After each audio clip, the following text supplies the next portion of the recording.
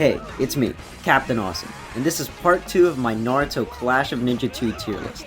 I'll be going through my A tier, S tier, and untiered characters this time around. I know it's been quite a while since I uploaded part 1, so I won't delay any further. A tier characters are characters I consider to be really good and don't have any major weaknesses. Waste of time. Gaara doesn't have the most damaging combos or best approach options. His greatest strength is his ability to create distance with the opponent and keep them out of close range. Gaara's best tool is his up A, which attacks the opponent from wherever they're standing. He can combo this move 3 times out of his down B, even on block, forcing the opponent into the air and giving Gaara a positional advantage. In addition to this, Gaara's aerial projectiles launch him much further backwards than any other character, allowing him to retreat quickly and relatively safe. It's over. Sand coffin!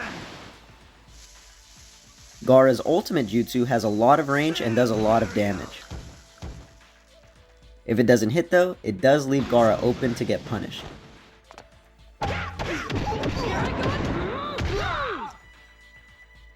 It's up to me, huh? Kankuro has some quick options that go under jabs and other high attacks.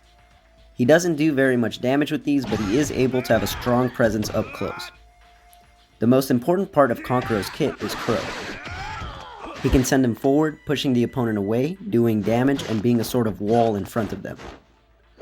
This can be really hard for the opponent to deal with, but if they substitute Crow's attacks, they will hit Kankuro and instantly close the distance. Crow's vulnerable to getting hit at the cost of Kankuro's chakra, but it won't deal any damage to his health. Crow can even take ultimate jutsus, which can save you from a lot of damage.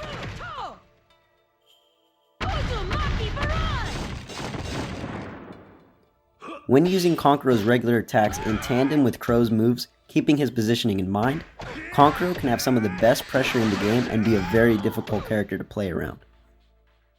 Here I come! Sakura has arguably the best projectiles in the game. Her A button on the ground and in the air allows you to throw 3 sets of shurikens that can combo into each other. A single charge on the ground makes her shurikens also angle upwards to catch jumps at certain distances, and on full charge she throws 6 shurikens that all home in on the opponent.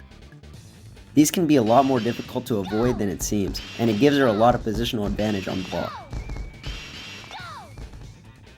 Sakura has some really good attacks with a good amount of range and speed that can even combo into themselves.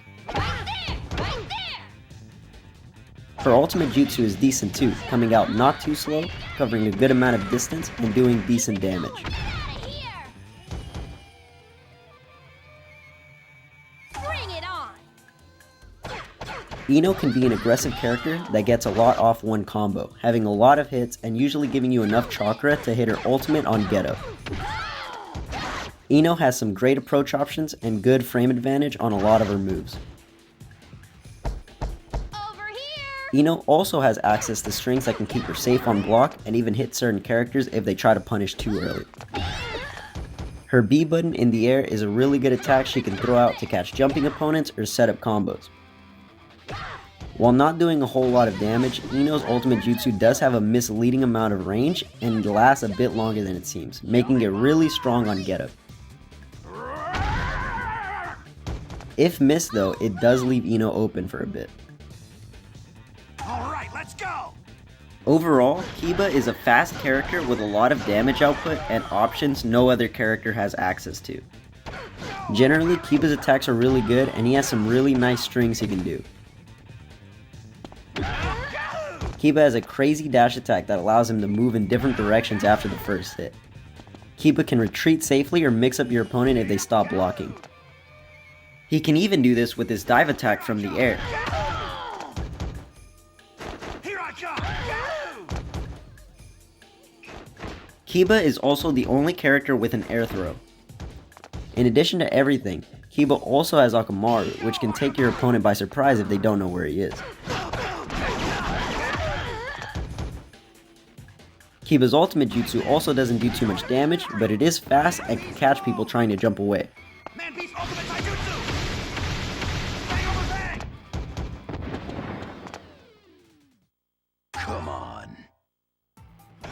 Zabuza is a very powerful character with some insane damage output and range. Zabuza's A button in the air is a sword slash with nearly no lag on landing, making it a really good option to throw at a neutral as a poke and combo starter.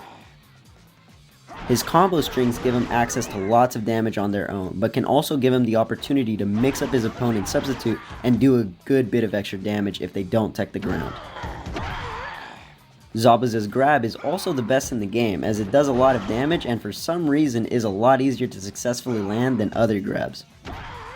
Zabuza's ultimate jutsu moves very far and does lots of damage. It's easy to land on get up, which can usually lead to Zabuza securing the round. Really think you can beat me? Oh, alright. For the most part, Shikamaru is an alright character. He has pretty good combos and decent normal attacks. His ultimate jutsu is alright too, as it does quite a bit of damage. Shadow Possession Jutsu! Success. There! Yeah! What put Shikamaru this high on the tier list is his teleport. His teleport can attack from in front or behind the opponent. He has to go into a special pose before actually attacking, which makes it a little slow and not the best option in up-close situations, but he can almost instantly cancel out of this pose, forcing the opponent to constantly play reactive at certain distances. This also allows Shikamaru to perform a very easy infinite combo.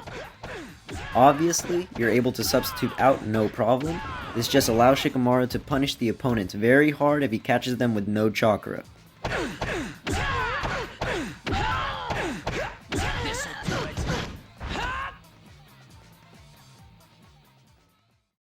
All S-tier characters have access to good combo strings and have something that puts them above every other character. Let's do this! Kakashi with Sharingan's moveset is nearly identical to regular Kakashi's, but with better normal attacks and combo strings. The big difference between the two is Kakashi with Sharingan's back A, which is the best counter in the game. What makes this such a powerful move is that it activates nearly instantly. Even combo strings that would normally keep you on block, Kakashi with Sharingan can counter out of completely. This is already really powerful, but Kakashi with Sharingan can also counter ultimate jutsus, and even perform the ultimate jutsu back on most characters in the game. Here it is!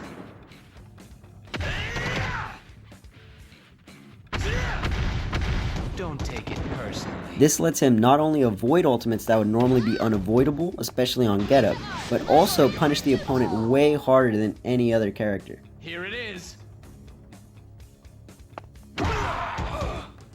You're finished! Sharingan! Pretty Give good. it up. What lies in your future is defeat. Don't take it personally. His counter will work like normal against characters' ultimates that he can't copy. Go on, entertain me. Orochimaru has really strong combos and projectiles. He has fire style jutsu and a teleport, which while slow does give him extra options in certain situations. Orochimaru's ultimate jutsu has a good amount of range and does nearly half health. Vibrant Seal. It also takes away all chakra and prevents your opponent from gaining any more chakra for the rest of the round. Having maybe half of your health and no way to get out of Orochimaru's long combos is virtually certain death. Orochimaru can also fill his chakra meter very fast. One of his strings gives him full meter on hit, essentially making Orochimaru a ticking time bomb half the match, while also being a very solid character. Ninetales Naruto is a very straightforward character with a really good burst option and terrifying damage output. Even on block, he has some strings that will do chip damage with his claws and keep the pressure on your opponent. Ninetales Naruto doesn't have a lot of variety in his kit, especially compared to regular Naruto, but he makes a lot of it up with his ability to do so much damage off of one dash-in. His ultimate does a lot of damage, and he has some moves like his A button in the air and his down A, which keep him surprisingly safe and allow him to still somewhat mix up his opponent. There really isn't too much to say about Ninetales Naruto. You just can't afford to make many mistakes against him, as he can pretty easily KO you in about 4 to 5 strings.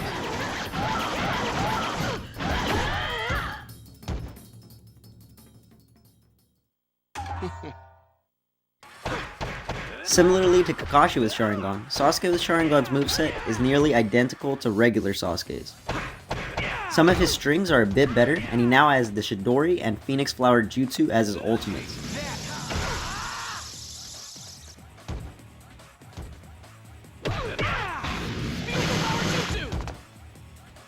What really makes Sasuke with Sharingan so strong is his teleport. It now hits the opponent from behind, and the move is nearly instant, meaning you can use it to get out of block strings and avoid most punishes on Geto.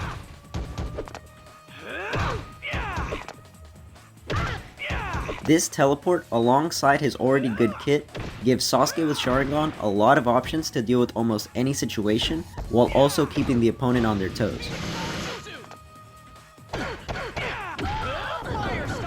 Having the best option on defense and still having incredibly strong offense makes Sasuke with Sharingan easily the best character in the game. Fight over. Sasuke Uchiha. You loser. The reason I don't have Akamaru and Crow tiered is because I don't really consider them full characters. They have incomplete movesets and don't have ultimates at all. I also don't think either of them are necessarily good. Akamaru is very small, and most attacks in the game can't hit him at all.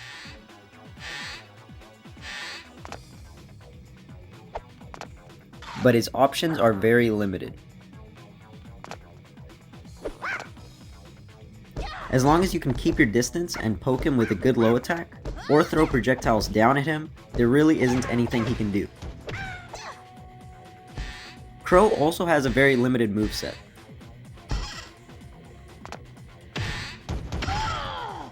Crow has a good bit of armor at all times and decent projectiles. Crow doesn't have a lot of damage output though, and again has no ultimate jutsu, so you won't be getting huge punishes on the opponent or anything. If you hit Crow with a sweep or a launcher, you can break through the armor, so having a good string that starts with one of those is the counterplay, and it essentially makes it like you're fighting a normal character, just with a limited moveset.